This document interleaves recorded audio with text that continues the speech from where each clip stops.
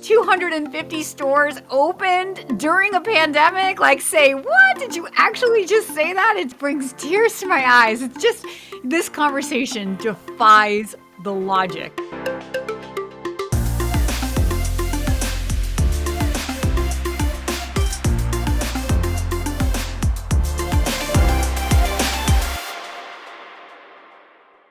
Many times, when people think about owning a franchise business, they consider what they know or what they think they will enjoy owning. And while as your franchise consultant, I do want you to enjoy your business and I want it to be needed in your community, these are not the most important characteristics that will lead to your business happily ever after. So what is? Selecting a franchisor with a strong leadership team, a team that inspires you with a culture of abundance, a team that leads with confidence, that helps you out when you are feeling less than confident, a team with a vision for the future that you buy into, people that you get to know and respect, that you believe have your best interests at heart. These are significantly more important characteristics to your success in a franchise than selecting a business that you know something about or you think is needed in your community. 2020 was a tough year for many businesses, but for those franchisees who were partnered with abundant leadership, they were inspired to adapt and overcome, to focus on the opportunity, not the obstacle, and they were inspired to keep going. Today, you're going to meet my great friend, Lance Freeman, who is the VP of Franchisor Development for one of the largest fitness franchisors in the world, Exponential Fitness. Exponential is an example of how world-class leadership can make all the difference, not just when times are good, but more importantly, when times are tough. So today I have the great pleasure of interviewing a very close friend of mine, a longtime colleague of mine. His name is Lance Freeman. So welcome to the conversation, Lance. Oh, thanks for having me. I love doing this with you and appreciate that you taking the opportunity to work with me. Oh, ditto.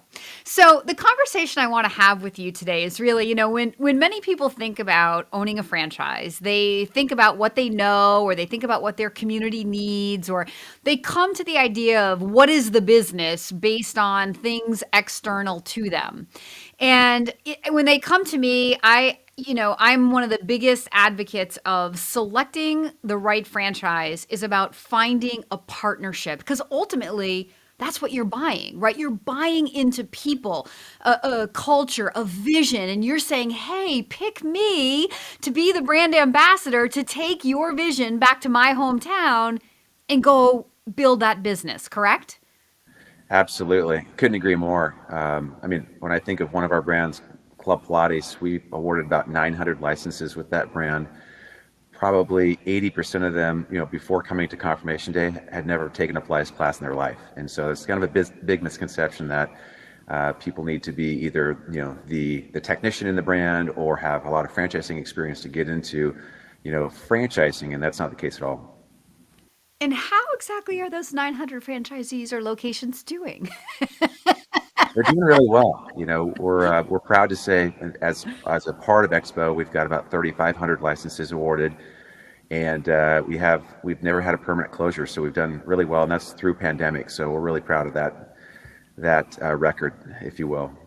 And this is exactly why we're going to have this conversation about the importance of selecting a franchisor based on the caliber of the franchisor and their vision and their resources and what they're trying to accomplish, and having a candidate go through the process to say, hey, pick me, please, please, please.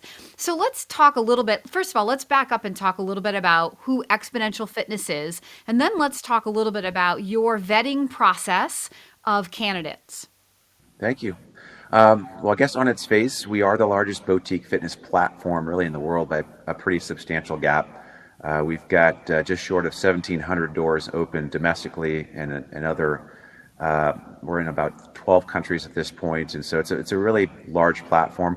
Literally, really just started building it about 6 years ago, so it's gone through some really kind of rocket ship growth. But The thing that we're most proud of, again, is just the success of our franchisees and really being able to build, a great business, wealth, and be able to scale and be successful in our system. So we kind of rate success with happy franchisees making money is how we look at it. And we do really treat the relationship as a partnership. We don't look at it as they're stewards of the brand and they're going to do, what we tell them to do, whether they like it or not. It really is a partnership type of relationship that we really have with our franchisees. Anthony, our CEO, is very proud in saying that, we've got over 1,000 franchisees and we've never had a lawsuit, and so I've heard franchise attorneys say you'll never get to 100 franchisees before you have your first lawsuit. And so Anthony's, it just speaks to the way Anthony does business and, his leadership, with our company, from the top down is just incredible. He's just an amazing guy. Yeah, and to what do you attribute this abundant confidence, especially after the year we all just lived through when, many franchises in your industry were paralyzed and are still paralyzed, sadly. Well, I mean, again, I do bring it right back to what you said, a big thing that you're looking at in terms of buying a franchise model or getting into a system is what does their leadership look like? And I think, it's harder to evaluate franchise models when everything is, roses.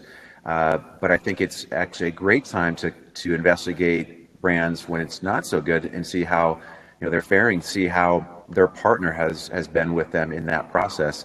Anthony, I heard someone use this analogy, and I had to go back and watch Forrest Gump again, but they said, "Oh yeah, Anthony is like Forrest Gump, Captain Ron and Forrest Gump, where if you watch that scene where, he battled through that storm, while all others kind of took safe harbor, and all those boats got wiped out, and he was kind of last man standing, and that's kind of a good reflection of where we're at today, and the decision that Anthony really made at the start of the pandemic, where pretty much all of our competition kind of took safe harbor, if you will, to wait out the storm. He made the decision to stand up and really battle through, where most franchise companies furloughed, tons of employees. We didn't furlough a single employee last year. In fact, we added employees to our support center to make sure that we were supporting our franchisees and getting them through this. So that kind of leadership, I think, is why, we're on the other side of this. And now, instead of trying to figure out how we get out of this, it's, not to sound, overconfident here, but it's kind of in our rear view mirror, and we're working on other innovations and growing. In fact, we opened 250 stores last year, on top of not, having any permanent closures. So we really made the choice to battle through, and it really put us in a really strong position now on the other side of it, which is pretty exciting given that there's a lot of pent up demand now, and we know that things are coming back quickly. It like brings tears to my eyes. It's just this conversation defies the logic that most people would have, that I would have if I didn't know otherwise. 250 stores opened during a pandemic. Like, say what? Did you actually just say that? It just and so when to think about the process, like when candidates were coming to me and I was saying, hey, think about fitness during COVID. I mean, I had a sales job to do, if you will, and I'm not even a salesperson in this process, right? But for those people that were willing to trust my process and trust my leadership, that I wasn't leading them down a rabbit hole, and they got to the process where they could actually talk to your franchise owners, what we call validation. I mean, we helped people say yes to fitness streams in 2020. Many of my candidates did, right, Lance? Absolutely, and it's interesting because there were a lot of folks that were short-sighted and didn't really look at the long ball play here.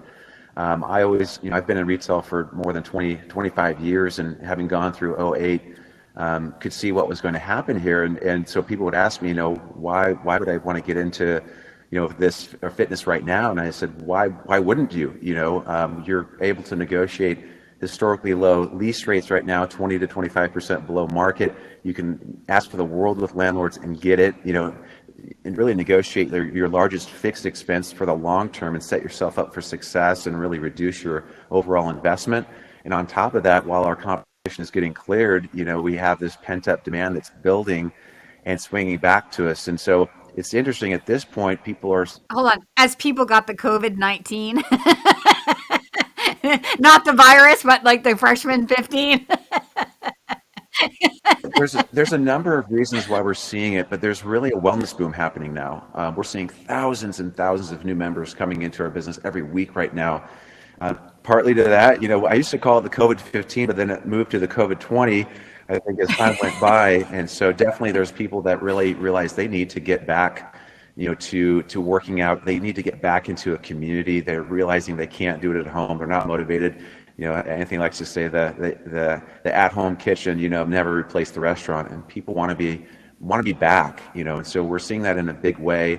We have a lot of displaced members that were going to other businesses that are not around anymore that are now coming into our business. And we also have an interesting community now that's realizing they need to get healthy to combat, this virus or other viruses, and it's time to and really start working on that. Boutique fitness has been really killing the big box gym for the last decade, but now even more so as we have a really controlled environment that people can come in and feel safe and really get results and have fun while they're doing it. That's a big part of our equation. So, just to summarize some of the key points right now. So, we've talked about how selecting a franchise, what you said earlier, I was saying this a lot last year, like this is the best time ever to explore a franchise because anybody can make a business look good when times are good. But how much more difficult is it to get good validation from franchise owners when times are tough and some of the toughest business times we've all ever lived through, right? So there's that. There's selecting a franchisor who has strength of numbers, who has proven track record, who has a vision for the future, as you said, not arrogantly, but this is sort of already behind you. You're already looking to innovations for the future, right? So you're not stuck in one moment in time. And to that point, those people who did sign franchise agreements last year, that's what we were encouraging them to do, right? We were encouraging them to look up from this moment because when you say yes to a business like this, your life doesn't change the day after you say yes. I mean, inside you it does, right? But there's a process to securing the right location and constructing and getting it open. And so, as you were saying, for those people that could be forward thinking enough to say, if I put myself in position right now, then when this is all over, I'm going to be opening the business of my dreams that I'm extremely passionate about. And I'm going to be able to meet that pent up demand and help all these people who have been displaced from other clubs that didn't open. So everything you just said was just like, it's just a snowball and it's so amazing. It's why I wanted to have this conversation that I think will really inspire people because one of my goals with my candidates is always to help them open their mind to the possibilities. A lot of candidates come and I would do the same thing, like I think I know what I want or, just sort of like focused in on what they've done before. And while people may be passionate about health and fitness in their personal life, they might be like, oh, it's too trendy or, oh, it's saturated or, oh, like they have all these preconceived notions that it's not the right time or it's going to be too hard. And if they're willing to have an open mind and even in listen to a video like this, or better yet, get into a process through me with a company like you or with one of your brands to really see from the inside, how does it sound? How does it feel? What are the franchisees saying? What have they gone through? There's some amazing, amazing opportunities. Couldn't agree more, and that's why we love working with great consultants like you, Kim, because that matchmaking process is incredibly important to building a strong system for us. I've, as you know, been in franchising for a long time, seen franchise stores that have grown, largely organically, and as you said, candidates come in the process thinking that this is a really cool idea or something that they're passionate about, or they think it's a good business model, without really looking at the leadership and the track record and validating and really understanding, is this the right model for them? And what sometimes happens a lot is they'll get into that concept, and even if they do well, they're really unhappy or they hate what they're doing and they're not going to stay in that very long. And so we want really, again, happy franchisees that are successful in our system, and the model that you build for candidates really enables us to have a great match and success on the other side of this, and that's ultimately what we're looking for. So kudos to you. Beyond that, like more specifically, what is the value that a good franchise consultant brings to a franchisor? Ah, like it's there's so many things, but I do find when working with a candidate that's not working with a consultant, there's so much that they don't understand about how to investigate, first of all, a brand or a business opportunity properly, and also coach them about how this industry really works. And there's so many components of that. But I think one of the bigger things that people don't quite understand when they come through a process organically is that this is a mutual evaluation process. The franchisor is not looking to sign up anybody, good ones, that has a pulse and a pen and a check. They're looking at it the opposite, from the opposite lens of the prospective franchisees. What are you offering us as a potential partner here? And are you going to be a good operator? Are you going to follow our blueprint for success in our plan here? Or are you going to, go rogue and kind of do your own thing or try to change the plan at every turn? Because those are our worst performing franchisees. I think the coaching process to let people know, look, you need them more than they need you. And so go into the process, obviously learning what you need to learn, but also realize that they're wanting to, discover if you're going to be a good partner for them. And there's a number of examples in the process, but another example is really, the franchise agreement. It's really an as-is document in most, again, good systems, large systems that are just not going to change a word in that document. But, again, candidates that haven't worked with a good coach just think that they can redline the thing and then end up frustrated or maybe even not moving forward with the franchise in the end, not understanding that that's across the board. That's not just because this one particular franchisor won't make changes. That's just the industry. And so I think that's where great coaching comes into play to explain to them, look, they're not out to get you with that agreement. That agreement is there to protect the brand, but also the investment that you're making in it. And that's why it's there. It's to protect you against that bad. I look at the thing as a homeowners association that protects you against that bad neighbor that's kind of messing it up for everybody else. And so the coaching that you do really helps them to understand our process, what we're looking for, and also help them to really evaluate, is this the right fit for them properly without having some of these misnomers. Again, some candidates think that, people that buy franchises have either, business experience or they've been in franchising. And it's the inversely, the opposite. I say 90% of our franchise community has never operated a franchise before. And we're good with that because, they like to follow the plan, and that's what we want to see.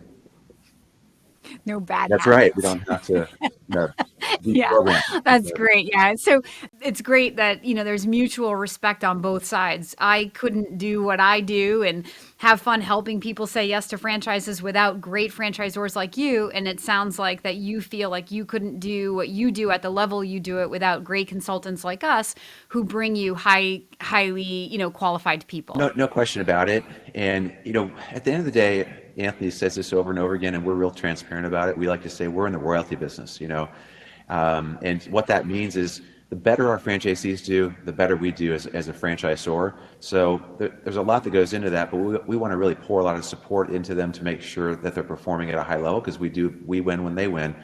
But it's also, again, really critical for us to bring strong operators in the system so that we can build value in our brand.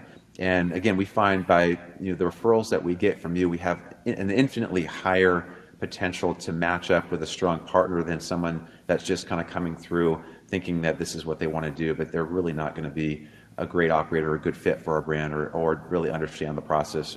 And they haven't really been set up for the right expectations to understand what franchising is and how to really leverage this vehicle the most that they possibly can. I have to ask because it's sort of self-serving, but who was your rookie of the year last year in one of your biggest, fastest growing brands? And wherever did you find that franchisee? I think her name is Sherry Beasley, and she was a placement of yours, in fact. And not only was she Rookie of the Year, she actually won a few awards and is one of our top performers in the Yoga Six system. So thank you so much for that placement and all your great placements that they've done so well in our systems. And again, are happy and expanding and growing, and we love to see that because everybody wins in that equation. And how many locations did Sherry open in 2020? 2, and signed a third lease, in fact. That's right. Guys, this is why we're having this conversation. Like, it defies the logic of the time, right? To hear from the insider, not from Kim Daly, not from the outside, your family and friends who want to talk you out of your dreams. Like, if your dreams are in owning your own business, there is so much good news when you're willing to go inside and go direct to the source and talk to the people who are doing it. Lance, you're amazing. I could talk to you all day long. I appreciate your time so much. Like, you're just one of my favorite people in all of the franchise industry. So I appreciate you so much. Thank you so much for joining my show today. And if anybody wants to reach out to me, and hopefully they'll come to me first to get the pre-qualification in order to get back to you. But do you want to leave any contact information down in the chat notes for people? I guess we can do that. If you wanted to reach out directly to Lance, but probably better to come directly to me, correct? I'd prefer them come through you, and then we'll see if you, again, do your thing and make sure that it's a good match for us.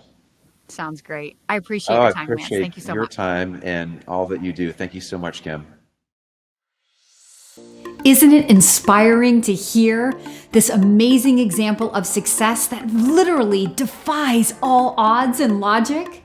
It's so inspiring. If you are ready to begin your own due diligence process to determine if franchising is the right opportunity for you, please do not delay because you worry that this is not the right time to begin this process. If now is your time, please leave a comment below or contact me today.